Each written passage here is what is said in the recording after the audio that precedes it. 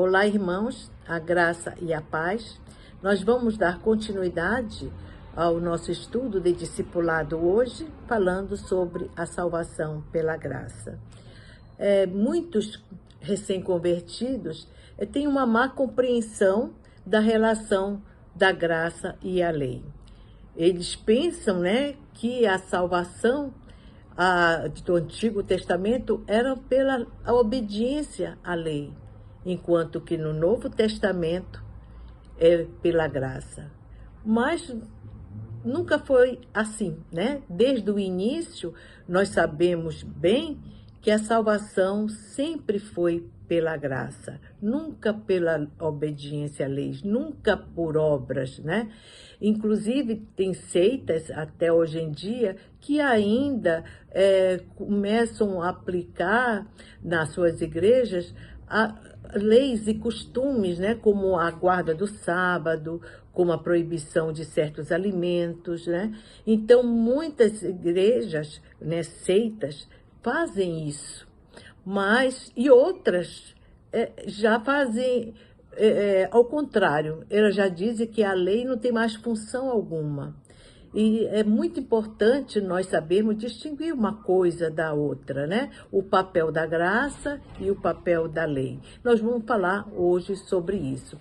Inclusive, por causa dessa situação, desse mau entendimento, essa má compreensão, é que acontecem essas práticas erradas, nessas seitas. O próprio Paulo, ele diz assim, em Efésios 2:8, pela graça sois salvos, mediante a fé. E isso não vem de vós, é dom de Deus. Veja, pela graça nós somos salvos. E salvos mediante o quê? A fé.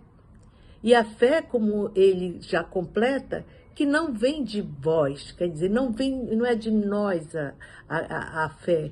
Não vem de nós mesmos, Mas foi Deus, foi Cristo que colocou essa fé em nós, Para que é um instrumento para a salvação. Todo o conjunto da salvação é pela graça, nada é por obras.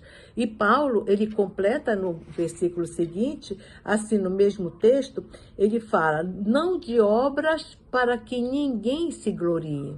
Veja, para que ninguém venha se gloriar porque fez alguma coisa, porque tomou uma certa atitude, de caridade, de fazer alguma coisa boa para alguém. Não, ninguém pode dizer que a pessoa é salva porque fez alguma coisa boa, por causa das boas obras. A salvação é pela graça. E ele diz assim, pois somos feitura dele, criados em Cristo Jesus para boas obras. Veja, nós somos feitura dele, criados em Cristo Jesus para fazer boas obras. Então, nós somos salvos para realizar boas obras, mas nós não somos salvos pelas obras, por causa das obras, mas para realizar boas obras, E ele diz ainda, as quais Deus de antemão preparou para que andássemos nelas, Isso já está em Efésios 2, 9 e 10, O apóstolo Paulo, ele é claro aqui, que nós não somos salvos por causa de alguma obra, mas nós somos salvos para realizar boas obras. A própria fé, de que Deus nos coloca em nós mesmos, não vem de nós mesmos, mas é um dom de Deus, Deus que coloca essa fé para que nós pudéssemos realizar boas obras. A lei, ela teve um papel muito importante, na salvação, mas ela jamais foi um instrumento da própria salvação. Isso é muito importante sabermos diferenciar, que a lei ela é importante para a salvação, mas ela jamais foi um instrumento para a salvação. Então, quando ela foi revelada no Sinai, Deus estava mostrando a sua vontade perfeita, a sua vontade agradável, o que era boa, qual era a boa vontade de Deus. Deus mostrou isso no Monte Sinai quando ele revelou a lei, mostrando a vontade para o homem, né? Tudo que era bom, tudo que era perfeito e tudo que era agradável para que o homem fizesse, né, a vontade de Deus. E ele revelou junto com a lei moral e a lei cerimonial, mas o significado central era a expiação. Deus estabeleceu o sistema de sacrifício de animais para expiar o pecado dos homens, né? Deixando bem claro que a salvação sempre foi e será pela graça. Somente a graça de Deus poderia aceitar que um animal fosse sacrificado no lugar do homem, isentando o homem de pagar com a sua vida, né, por seus pecados. Por isso, Jesus ele é chamado como no Novo Testamento? Como o Cordeiro, né, de Deus que tira o pecado do mundo, né? Isso está em João 1:29, porque ele realizou definitivamente o que aqueles cordeiros do Antigo Testamento realizavam apenas temporariamente, né? Não poderia ficar o tempo todo morrendo cordeiros pelos pecados dos homens, porque os homens não iriam parar de pecar, não é? Na teologia reformada, costuma-se falar em 3 usos da lei. O uso fundamental é a preparação para a salvação como um aio, né? Como sendo um aio, né? Isso Paulo, ele diz lá em Gálatas 3, 23 e 25, ele explica isso, né? Como uma preparação. Ele diz assim, olha, mas antes que viesse a fé, estávamos sob a tutela da lei e nela encerrados para essa fé, que de futuro haveria de rever-se de maneira que a lei nos serviu de aio. Vê, ele diz que a lei nos serviu de aio. Para quê? Para nos conduzir a Cristo, né? Ele diz para conduzir a Cristo a fim de que fôssemos justificados por fé. Mas tendo vindo a fé, já não permanecemos subordinados ao aio, né? Então, o primeiro uso da lei, justamente, é que ela nos serviu de aio, né? Para nos conduzir a Cristo, nos preparando para nos conduzir a Cristo. Então, esse foi o primeiro uso da lei, né? Nesse sentido, ela funciona como preparação para a salvação. Ela é responsável pelo convencimento do pecado, ela aponta para os nossos erros, as nossas falhas, nossas transgressões, né? Ela tem a função dela é nos levar a Cristo. Ela que nos aponta que nós estamos em pecado, que o pecado que nós cometemos, a lei aponta, né? Então, ela serve de nos preparar para nos conduzir a Cristo, né, a salvação.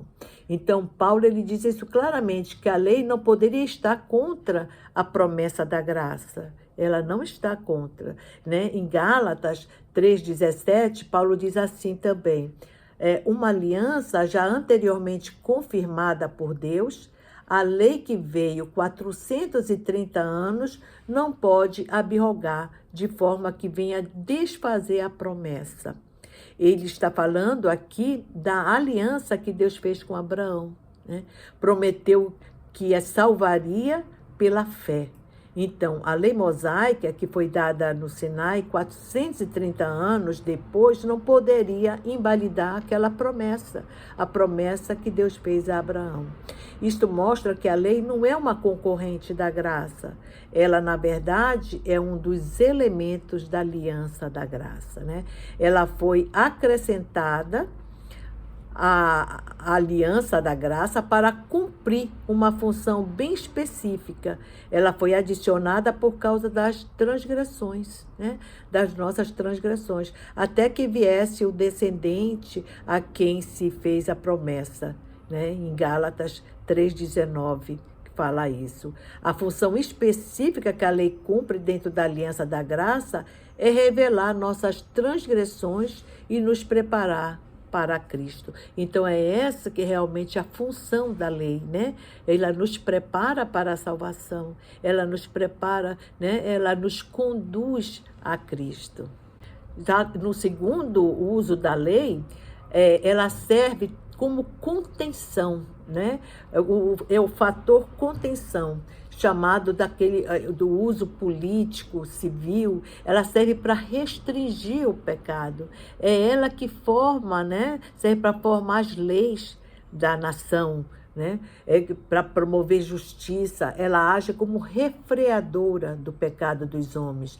Ela inspira a formação das próprias leis, né, gerais, que rege a maioria, né, das nações no mundo, e age no interior das pessoas também, sob a forma de consciência. A pessoa já tem aquela consciência do certo, do errado, da transgressão, né, para restringir o pecado. Ela refreia o pecado, né?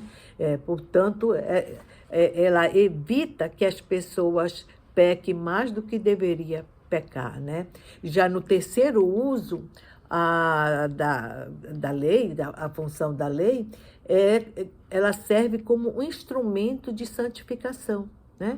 Ela é a norma da vida para os crentes. Só os crentes é que pode realmente fazer uso dessa lei como um instrumento de santificação. É um fator de contribuição para a santificação daqueles que andam nos caminhos de Deus, né? Quem está salvo pode fazer uso dela para se aperfeiçoar cada vez mais no caminho da santidade, né? O que precisa ficar claro nesses três usos da lei é que a salvação é um dom de Deus, né? A lei, ela serve para conduzir a Cristo, né? Ou para ajudar quem já está em Cristo, né? Para que ela se santifique, né? Para que ela possa se santificar e andar realmente nos caminhos de Deus, né? Mas ela pode salvar alguém. Ela ajuda, é um fator de contribuição, né, para nós, mas ela jamais pode realmente ser um instrumento de salvação. Desde o início do Novo Testamento sempre foi assim. Sempre foi pela graça, e nós não podemos, né, misturar isso, achar que a lei teve um papel de salvação. Não, ela nunca. Ela apenas, né, foi um modo que foi usado, uma função importante para nos conduzir a Cristo, né? Para nos conduzir. Ela tem a função importante. É importante as obras, sim, porque todos os crentes, quando ele é salvo, quando Deus dá a graça da salvação àquela pessoa, ela começa a fazer o quê? Boas obras, né?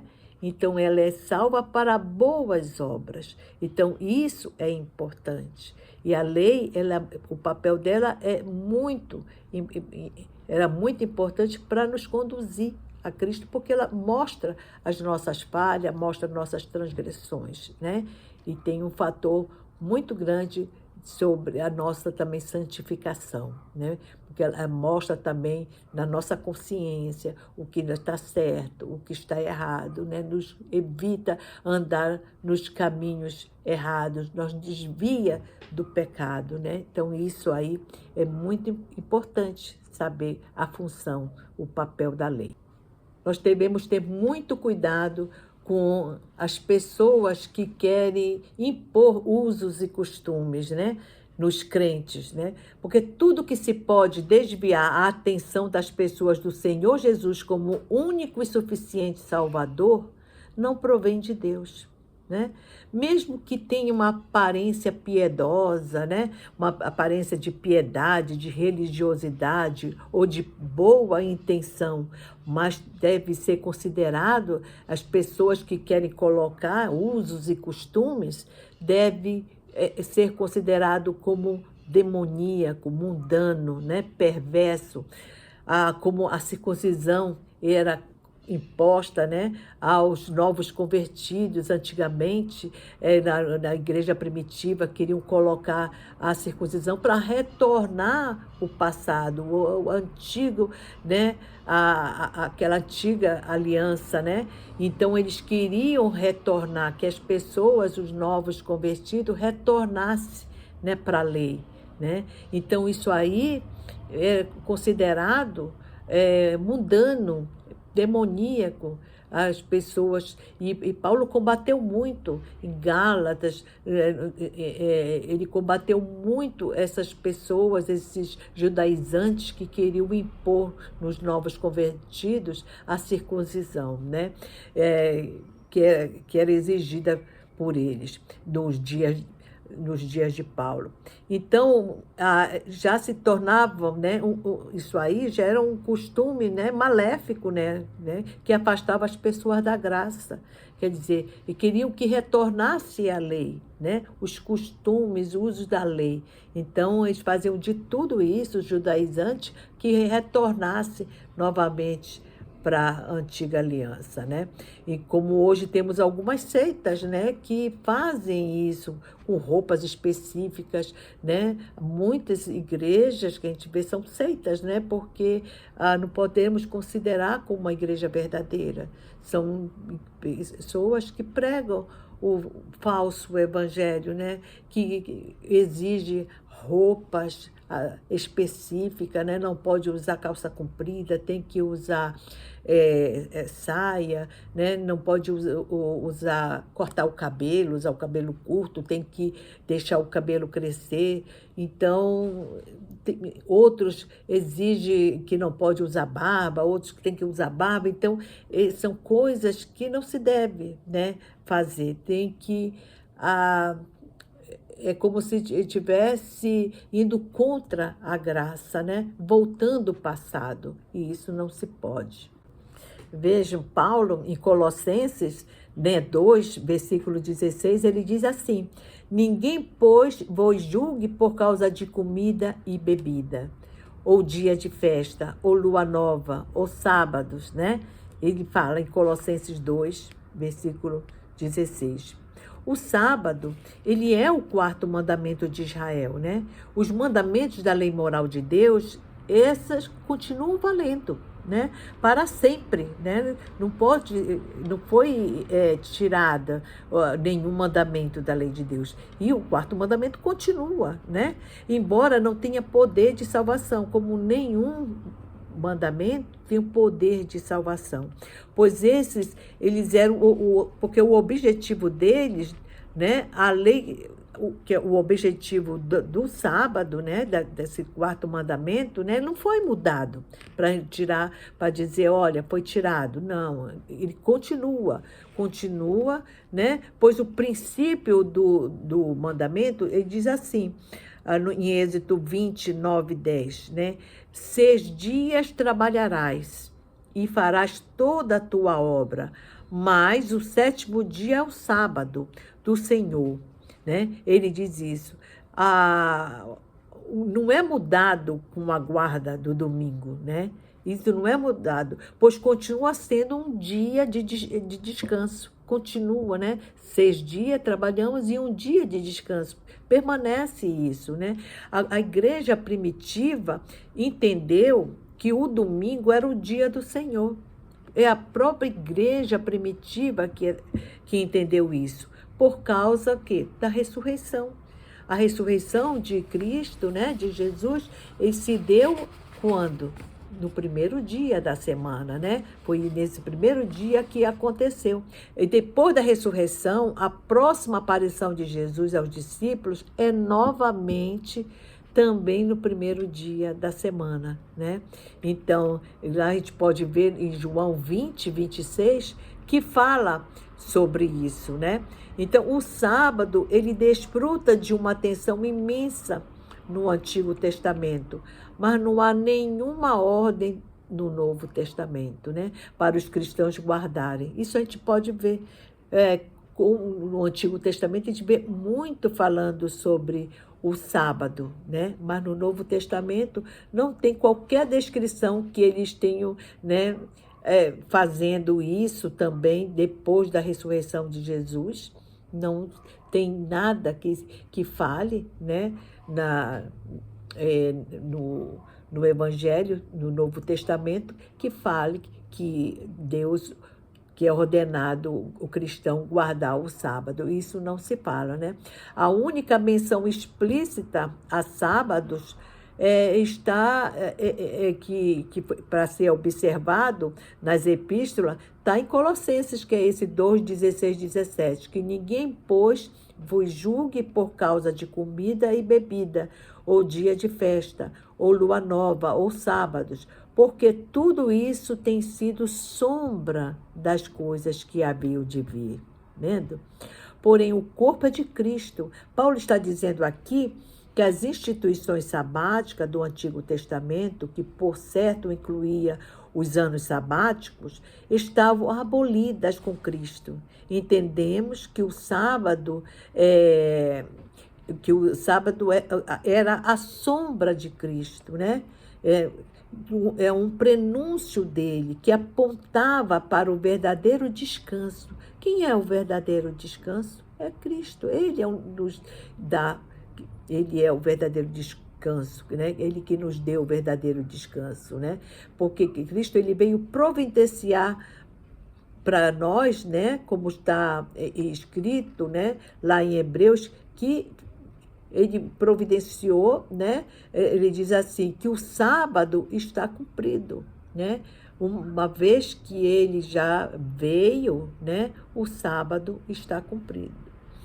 Então, Hebreus 4, 3, ele diz assim, nós, porém, que cremos, nós entramos no descanso. Porque é Cristo que nos deu o descanso, né? Porque ele veio e agora está cumprido. Não precisa mais ter aquela legalidade, né, que antes tinha, porque Cristo já veio. O sábado era uma sombra dele, né, de um prenúncio da vinda dele. Então, quando Paulo procura as sinagogas, né, dos judeus no sábado, era para lhe falar, né, ele queria levar Cristo, a nova aliança, né, para Cristo, né, pelo simples fato de que nesse dia ele ia encontrar eles lá, né? Então, quando eles iam na sinagoga no sábado, é porque ele sabia que lá eles encontravam os judeus. Então, eles estavam reunidos e Paulo iria falar sobre Cristo para eles. Mas não há menção de que ele estava guardando o sábado. Paulo nunca guardou depois que ele conheceu Cristo, né? Teve um encontro com Cristo, ele nunca mais guardou o sábado. E a palavra de Deus não fala mais nunca sobre isso, né? Que ele guardava o sábado, não. Ele deixou de guardar. Inclusive, os cultos e cerimoniais cristãos acontecem o que ao longo do livro de Atos, né? No primeiro dia da semana, sempre em Atos, que a gente vai ver, que está que relata Atos 27, fala sobre isso, né? Que é no primeiro dia da semana, estando nós reunidos com o fim de partir o pão. Estavam ceando, até a ceia eles faziam, né? Era no primeiro dia da semana. Então, está tudo em Atos, né, na palavra de Deus, dá realmente essa menção que tudo era feita, né, no dia de domingo. Não era no sábado, mas eles se reuniam no domingo, né? Então, ele diz assim, no primeiro dia da semana, estando nós reunidos com o fim de partir o pão, né? Paulo, que ele deveria seguir viagem no dia imediato, ele exortava, né? E prolongou ainda o discurso até a meia-noite. Ele estava havendo um culto no primeiro dia da semana, né? E ele fala sobre isso, né? Estava na pregação, né, da ceia. Então, eles estavam reunidos ali a fim de repartir o pão. Então, a Santa Ceia era no domingo que era feita. E as ofertas também eram contadas, né? Que ele no domingo, né? Então, aqui se prova que tudo eles faziam, a igreja primitiva toda se reunia no domingo e não mais sábado, né, como eram antigamente, né, mas no domingo. No 1 Coríntios 16, versículo 1 e 2, fala isso. Quanto à coleta para os santos, fazei-vos também como ordenei às igrejas da Galácia, no primeiro dia da semana, né? Ele também diz isso, né? Cada um de vós ponha de parte em casa conforme a sua prosperidade, né? Ele diz, vai juntando para que se não façam coletas quando eu for, né? Então, ele fala sobre a coleta, né? Que é as ofertas que deveria ser também no dia de domingo, né, que eles faziam. Então, quando foi escrito o Apocalipse também, João, ele já tinha consciência, né, da existência do dia do Senhor, que era o domingo, né? Que é a tradução da palavra domingo, né, que é o dia do Senhor, está em Apocalipse 1:10. Então, há suficiente base para dizer que o domingo foi sendo estabelecido gradualmente a partir do Novo Testamento, como o dia do Senhor. Então, o domingo passou a ser o dia do Senhor, né? Mas sem aquele sentimento de legalismo, não tinha esse sentimento que os fariseus guardavam o sábado. Não.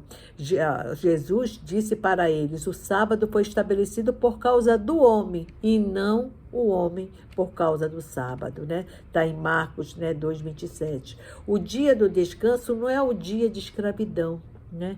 E sim, é um dia de gozo e alegria na presença do Senhor. Então, é maravilhoso nós irmos para a igreja, né? Louvar o nosso Deus, que é o dia do Senhor, e adorar o nosso Deus, ouvir a palavra, né? E fazer a vontade do nosso Deus nesse dia, mas sem legalismo, né? Que tinha antigamente, né? Na época do Antigo Testamento.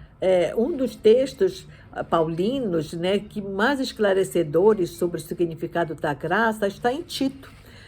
Tito 2, 11 e 13, que ele fala sobre a graça educadora, né?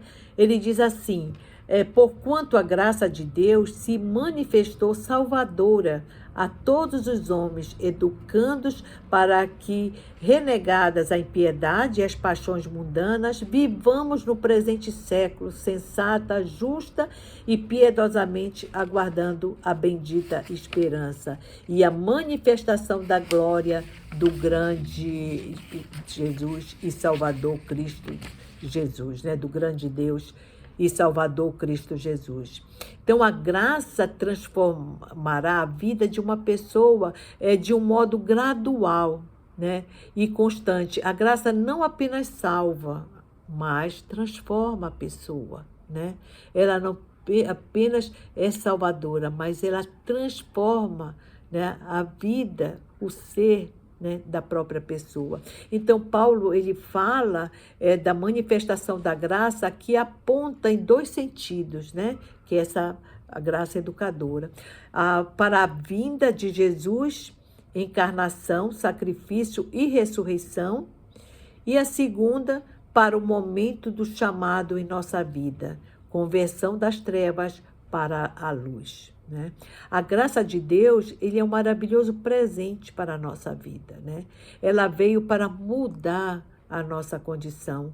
O verdadeiro problema do homem é o pecado, né? E a sua necessidade de salvação. Então, a graça veio para mudar, para transformar, né? Então, educação é um processo que pode levar tempo, né? E é preciso persistência. A palavra sugere uma educação continuada, né, e suave, não algo repentino ou abrupto. A graça se manifestou para salvar, né, e ela faz isso instantaneamente, porém inicia um processo de educação que se estende por toda a vida. Porque não é da noite para o dia, né? ela vai educando, ela vai transformando, né? Isso que é importante. No nosso dia a dia, nós somos transformados, né? Ela vai nos educando, né? Não é de uma forma repentina. O processo de educação contempla elementos negativos e positivos. Negativamente, ela educa para que certas coisas sejam deixadas para trás, né? Muita coisa errada que a gente fazia antes, a gente vai deixando, né? A gente já passa a não mais fazer. Então, sejam renegadas ou rechaçadas a impiedade e as paixões mundanas, as coisas mundanas, né, a gente deixa para trás. A graça de Deus nos salva e nos faz ter uma vida verdadeiramente piedosa e humilde, né? Nós passamos a ter humildade dentro de nós, né? A andar, a ser humilde, né? Ser piedosas com as pessoas. É isso que realmente importa, né? Quando a gente realmente somos, quando Jesus nos salva, a gente é transformado. Na próxima semana, nós retornaremos, se Deus quiser, né, falando sobre frutificando para Deus, né? A aula sobre o batismo eu coloquei do próprio pastor Leandro, o autor do livro, né, que fez uma pregação belíssima durante a semana em Santos e também deu aula falando sobre o batismo. Então, até a próxima, se Deus quiser. Um abraço a todos.